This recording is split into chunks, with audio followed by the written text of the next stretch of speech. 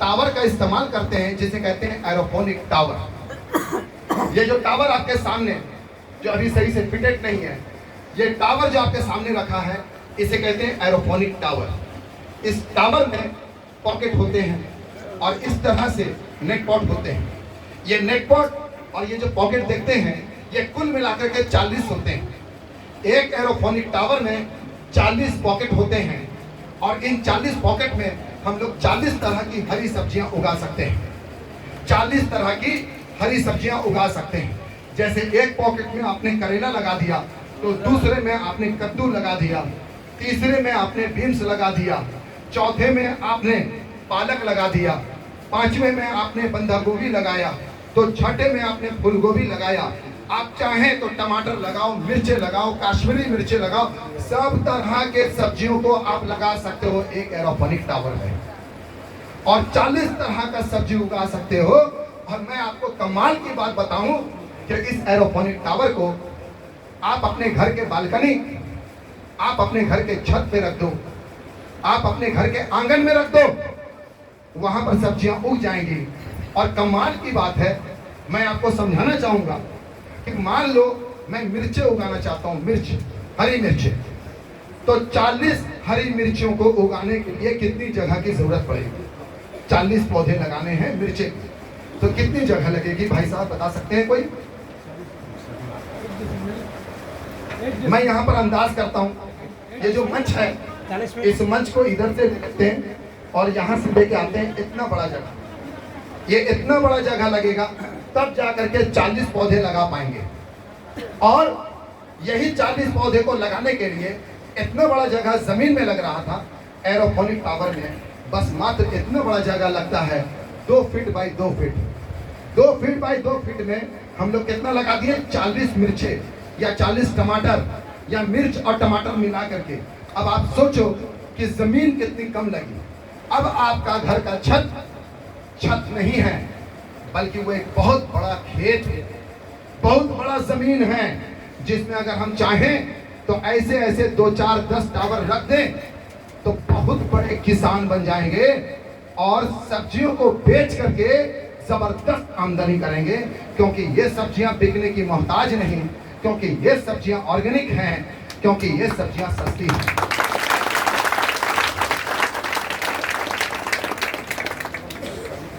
अब समझते हैं कि इस एरोफोनिक टावर में सब्जियां उगती कैसे, ये समझने की चीज है और जानने की चीज है। दोस्तों, एरोफोनिक टावर में 2 हिस्सा है। नीचे का हिस्सा टैंक कहलाता है, ये बाल्टी नुमा, और ऊपर का हिस्सा टावर कहलाता है। ये टावर की लंबाई 6 फीट होती है।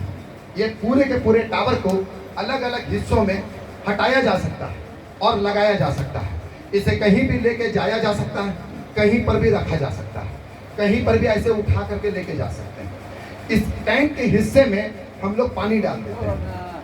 अब पानी डाल देने के बाद पौधों को हम लोग इसमें लगाएंगे, लेकिन इस पानी में हम लोग पौधों को लगाने वाला, खाने वाला जो खाना होता है वो डाल देंगे। पौधा क्या खाता है? पौधा मट्टी से क्या निकालता है? क्या वो मट्टी खाता है? नहीं, बल्कि पौधा मट्टी के अंदर मौजूद नाइट्रोजन मांगता है। पौधा मट्टी के अंदर मौजूद फास्फोरस मांगता है। पौधा मट्टी के अंदर मौजूद पोटेशियम मांगता है। समझ पाए? इंसान क्या खाता है? इंसान चावल खाता है? नहीं, चावल के अंदर मौजूद कार्बोहाइड्रेट खाता है। इंसान दाल पीता है? नहीं, प्रोटीन लेता है। इंसान कैल्शियम चाहता है, इंसान विटामिन चाहता है, और हम लोग अलग अलग माध्यम से उसको प्राप्त करते हैं। उसी तरीके से पौधे भी नाइट्रोजन, फास्फोरस, पोटेशियम ये सब खाते हैं। तो ये इसका खाना है, और इसके खाने को हम लोग सही मात्रा में, जो टीचर ट्रेनिंग में आपको अबू बकर जी और जितने वरिष्ठ लोग हैं तो टीचर ट्रेनिंग करके आएंगे वो आपको सिखाएंगे। तो कितना मात्रा में खाना मिलाना है, ये बहुत कम मात्रा में ये खाना को इस पानी में मिला दिया जाता है। और ये खाना जब पानी में मिल जाता है तो इसके अंदर एक मोटर होता है, और यह मोटर हमारा कूलर वाला मोटर है, ये वाला से। इसके अंदर एक मोटर लगा होता है और यह मोटर इलेक्ट्रिक पॉइंट से कनेक्ट हो जाता है। ये मोटर इस टैंक के अंदर डूबा रहता है और ये इस मोटर के साथ ये पाइप अंदर से कनेक्टेड होती है, अंदर से इस तरीके से अंदर से कनेक्टेड होती है। और ये अंदर से जब मोटर का हम लोग स्विच ऑन करते हैं, जब स्विच ऑन करते हैं, अबू बकर जी पकड़िए, जब स्विच ऑन करते हैं तो ये मोटर उस पानी में जो खाना है, जो मिला हुआ पौधा का खाना है, उसको इस पाइप के जरिए ऊपर लेके आता है और यहाँ पर फाउंटेन की तरह, झरने की तरह उस पानी को चला देता है। अब मैं आपको बता दूं कि ये जो आपका हिस्सा है, कोई भी एक फाइबर का बॉडी देखिए,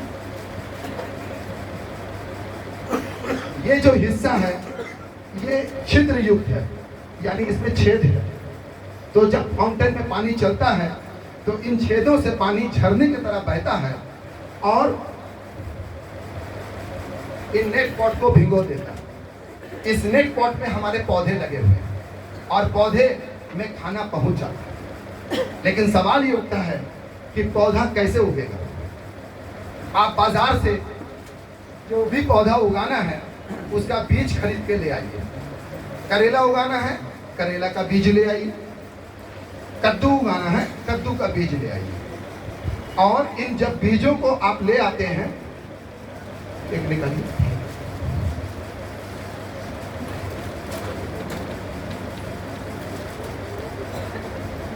जब बीजों को ले आते हैं तो इस तरह का एक मटेरियल होता है जिसे कहते हैं कोको डिस्क।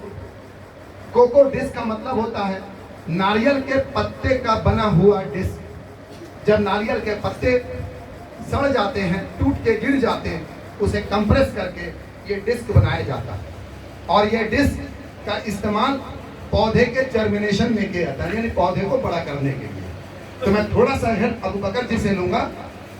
ये जो डिस्क है इसमें बीज कैसे डालेंगे उसको मैं खाली बता रहा हूं।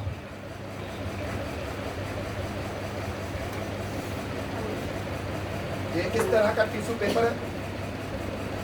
टिश्यू पेपर आप देख पा रहे हैं। अब इसमें हम लोग क्या करेंगे, पानी डालेंगे। इस टिश्यू पेपर में हम लोग पानी को डालेंगे। इस कोको डिस्क में हम लोग पानी डालेंगे। इस कोको डिस्क में हम लोग पानी को डालेंगे।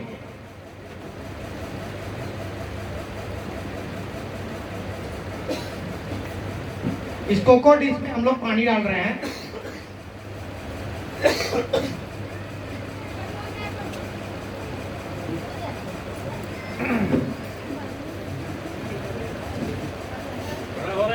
इसका आकार बड़ा हो जाता है, पानी में भीगने से उसका आकार बड़ा हो रहा है ना।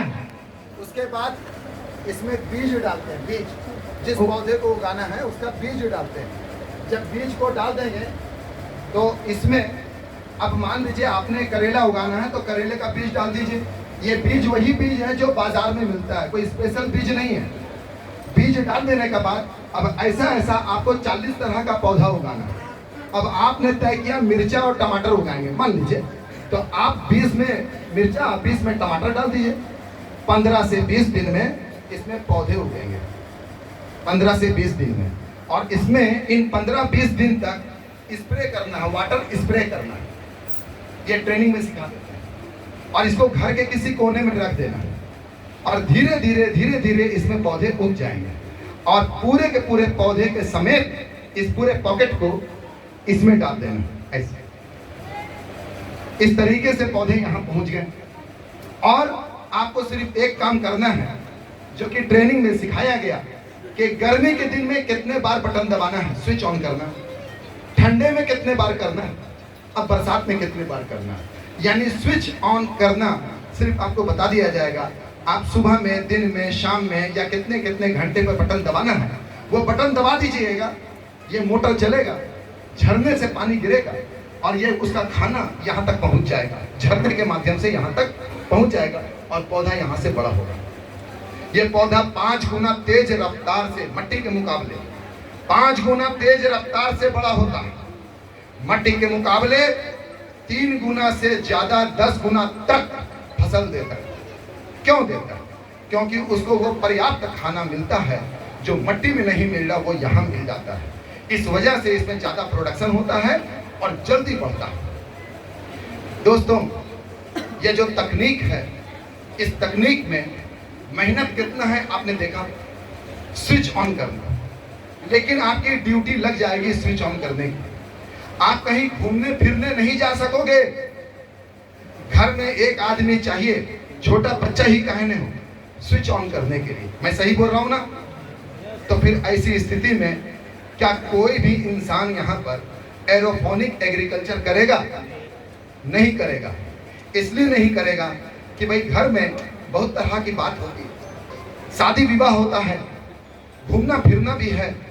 तो फिर ऐसी स्थिति में जब सब्जी लगा देंगे, टावर में लग गया, तो फिर स्विच ऑन करने का ड्यूटी कौन लेगा? जिसकी वजह से एरोफोनिक एग्रीकल्चर करने के लिए सबका अगर मन बन भी किया तो पीछे हट जाएंगे। मेहनत नहीं है, अच्छी बात है, घर में आराम से हो जाएगा, अच्छी बात है। सब्जी एक ऐसा उत्पाद है जो बाजार में आसानी से बिक जाएगा, अच्छी बात है। चूंकि हमारा उपजा हुआ सब्जी सस्ता होता, इसलिए तुरंत बिक जाएगा, ये भी अच्छी बात है। लेकिन स्विच ऑन कौन करेगा? तो इसका समाधान है दोस्तों हमारे पास। एक छोटा सा टाइमर मिलता है, वो टाइमर लगा दीजिए और इसका जो पावर प्लग है वो टाइमर में डाल दीजिए और एक बार जिंदगी में स्विच ऑन कीजिए, जिंदगी में एक बार बटन दबा दीजिए। अब आप टेंशन मत लीजिए, वो टाइमर खुद पानी चलाएगा, खुद बंद कर देगा। एक जोरदार क्लैपिंग होना चाहिए। Hello hello